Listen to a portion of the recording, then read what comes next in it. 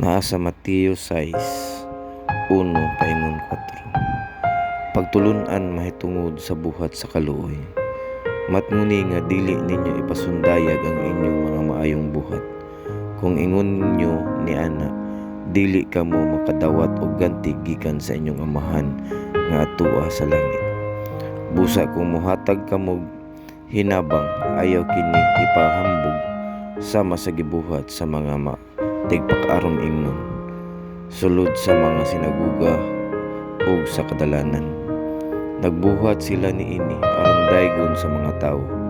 Apan sultihan ko kamo nga ang naghimo niini nakadawat na sa ilang ganti. Kung magpananglit mutabang ka sa usa ka tawong kabus, tabangi siya sa iyang sa pamaagi nga bisan gani labing suod kanimo dili masayod niini. Himoa kini sa tago ug ang imong amahan nga nagtan-aw sa imong gibuhat mo ganti kanimo. So mo na siya guys, no. So ang pagtabang diay guys, dili na ingon nga para kuan kanang ipakita gyud nato ba. May mo tago lang, dili na to kuan ba, sikretuhin na lang siya.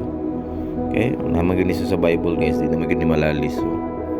So mahimo gyud kini sa tago ug ang imong amahan nga nagtan-aw sa imong gibuhat muganti kanimo.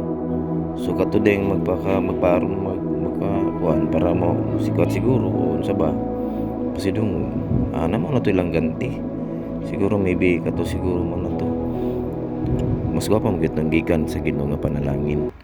So mao to guys, thank you.